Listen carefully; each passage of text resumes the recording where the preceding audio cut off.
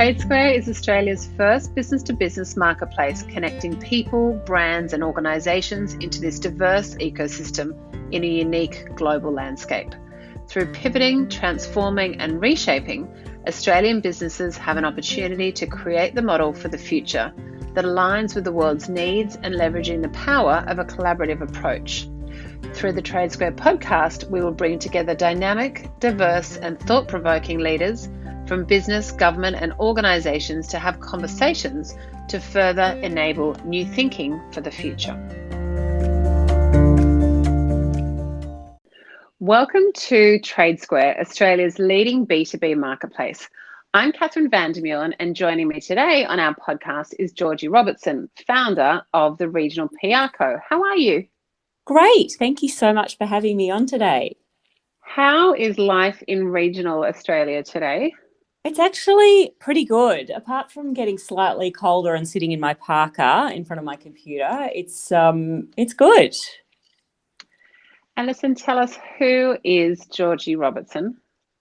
So who am I? I'm a business owner, and as you mentioned, founder and director of the Regional PR Co, which in a nutshell is a creative public relations agency based about 40 minutes out of Wagga, where myself and a very small team, we run communication strategies for clients across various sectors, including agri-food, ag tech, lifestyle, tourism, but really at the heart of it, we're all about connecting rural and regional stories to national media outlets.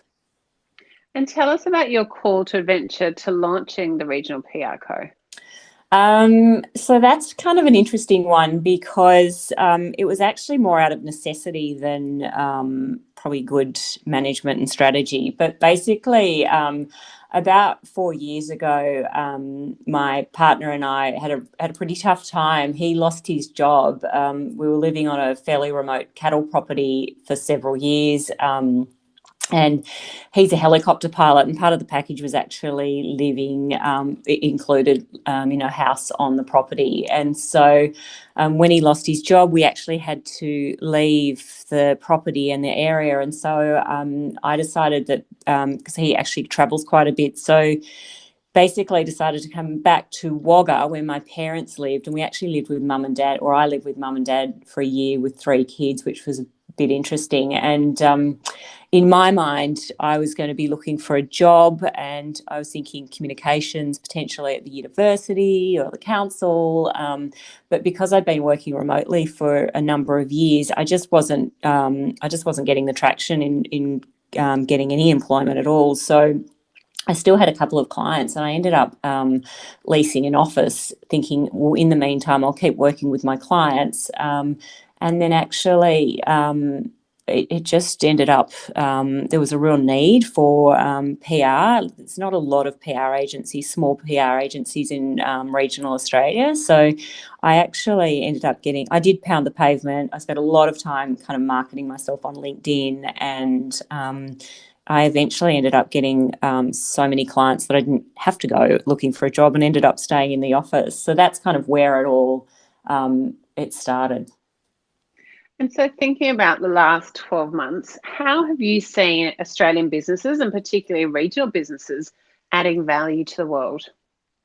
I think it's more than the last 12 months, but we work, obviously, one of our clients is Agri-Futures Australia, and they have the largest agri-food, ag tech event in the Southern Hemisphere. We obviously didn't hold it this year, but we get sort of farmers and speakers from Australia and around the world. And what you get to see at events like this is just the incredible innovators. There's some, Australian farmers are regarded as some of the most innovative in the world. And particularly in the last 10 years, there's been a real adoption around that smart farming technology. So, that might be anything from big tractors that can steer themselves through to drones and sensors and satellite imagery, whatever it might be. But basically, there is this real, agriculture in particular is having a real moment in the sun, and it's exciting. And something that you are passionate about is telling the stories of the bush and the people who are behind those. How are you seeing, the people who are working in these areas through your work at Regional PR really come to life? Um, so I think, again, there are so many, moving aside from sort of the, more kind of agricultural, there's also so many bush businesses and entrepreneurs, female and male entrepreneurs, but there's just, I think there's been a real rise of these female-led businesses and women doing some incredible work out in regional Australia. And too many probably examples to name, but it's incredibly exciting to be able to help tell those stories and get them onto the kind of national radar. And so why is that something that's important to you? I think for a long time there was that real city country divide, and particularly also, we I think a lot of regional Australia was looked from a media perspective anyway through that lens of, the hard done by farmer, or, there's no jobs in regional Australia, or you can't get decent healthcare. And actually, that's not the case. There's just so much going on, and so many innovators, and so many opportunities, and just to be able to tell those stories it's actually telling the realities of what it's like living out. Whether it's really remote, or whether it might be somewhere like Wagga, which is incredibly dynamic, and you've got fabulous like a culture and scene, and entrepreneurial, smart women. I mean, there's just so many opportunities to tell those stories, and and I think it's important. And so how have resilient, dynamic and resourceful individuals played a key role in working towards transforming Australian businesses? Well, again, I think it's probably in the last 12 months or probably in the last couple of years, we've really seen examples of that coming to light. You look at someone like Grace Brennan, who is credited with transforming Australian rural businesses, particularly those that were drought affected, and very small kind of creators and makers who, when she launched the Buy from the Bush program, campaign in, I think it was just before Christmas in October 2019. And it started gaining traction, and in the first sort of 10 days or so, it had gained 50,000 followers on Instagram and Facebook. And what she was doing was actually showcasing small businesses, whether they were jewellery makers or artists or photographers, and really growing their business through the Buy from the Bush platform. I think in the first 5 months, maybe 9 months, I think it was the first 5 months, the Facebook actually ran a report and found that there was over 5 million in total revenue for those small businesses. So the 275 businesses that were featured saw a boost of around 300% to their own business. And so, someone like Grace, who's able to really transform those businesses. I mean, she was obviously hugely successful, and what it meant was that those businesses then could go on to grow their own businesses and hire new employees, maybe start shipping interstate, even overseas. So yeah, I mean, there's lots of examples like Grace, but she stands out. And so what are some of the key steps that enable businesses to create meaningful and authentic publicity? I think obviously connecting through stories is really important, because people love that. They love the human connection, and they love the stories. So and it might just be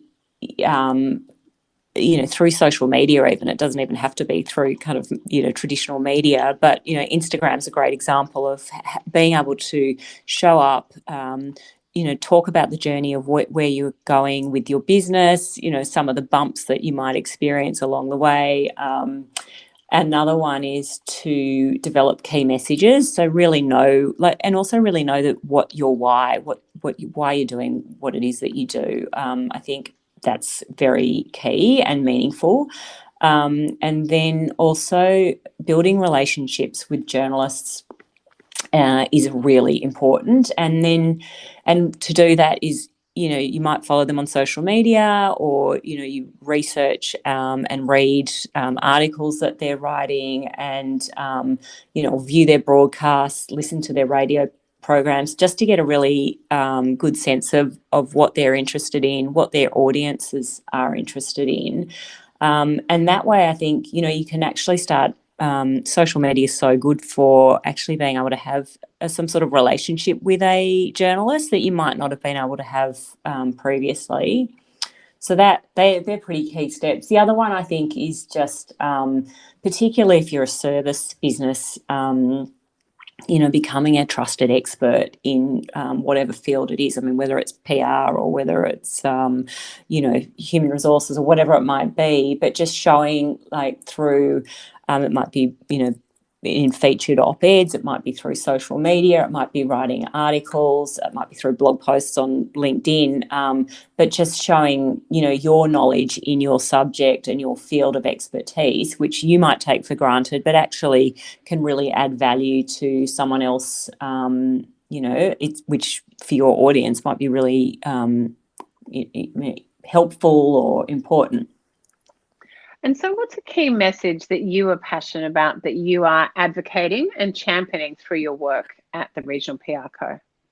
I think, we have several, but I think sometimes removing those cliched narratives that are shared by media around how, particularly around farmers and regional communities, we're battlers and, things are tough, and actually, regional Australia is made up of innovators and hustlers, and some very kind of, new generations are moving into regional communities. And, once upon a time we would have had that brain drain kind of narrative, and now it's actually, we're getting the smart kids moving back to, places like Wagga and Dubbo and Toowoomba, and even further afield. So I think that's a key message for us, is that, there's some exciting projects that are happening. There's and there's some very kind of entrepreneurial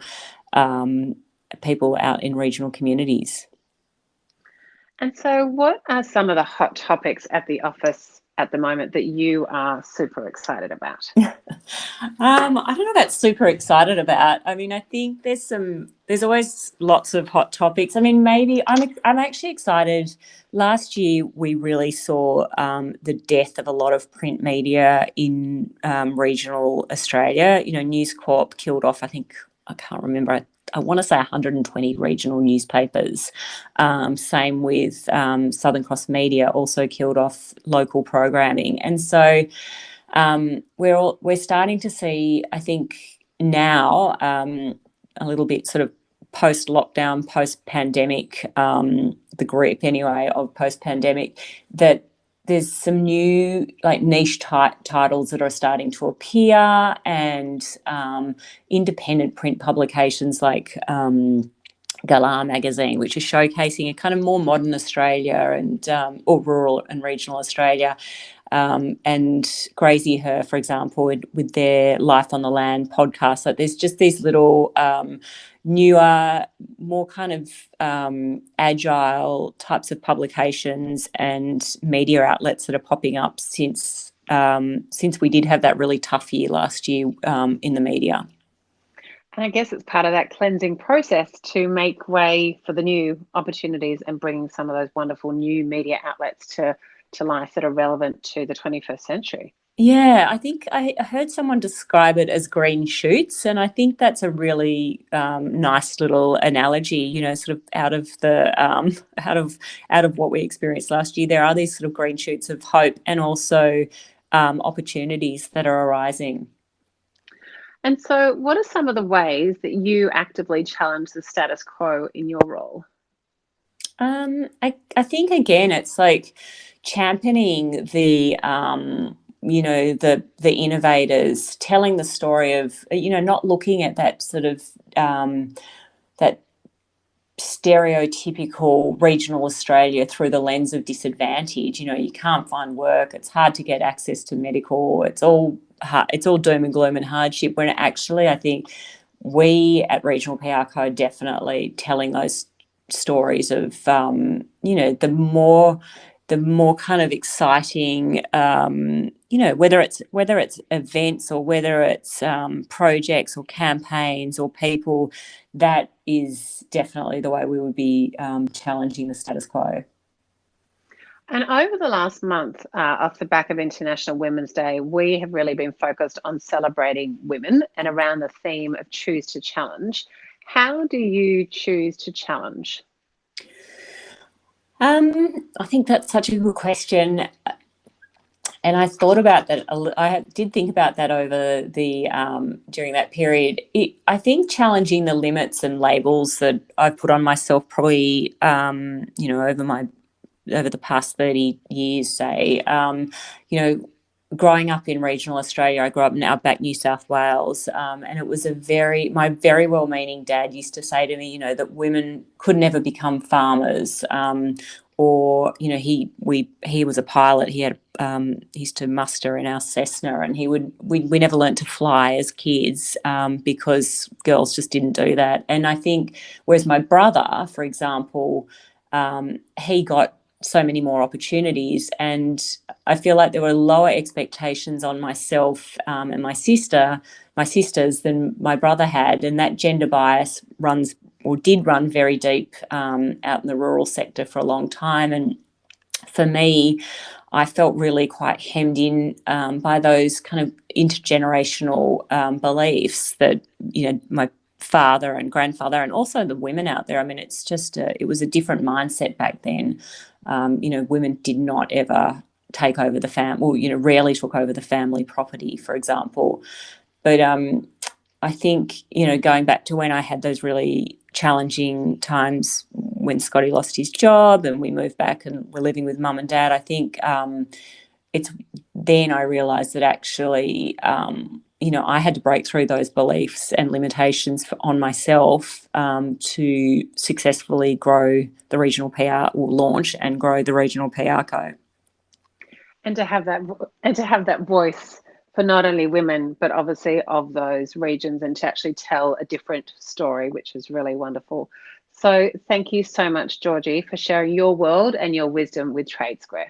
Thank you so much.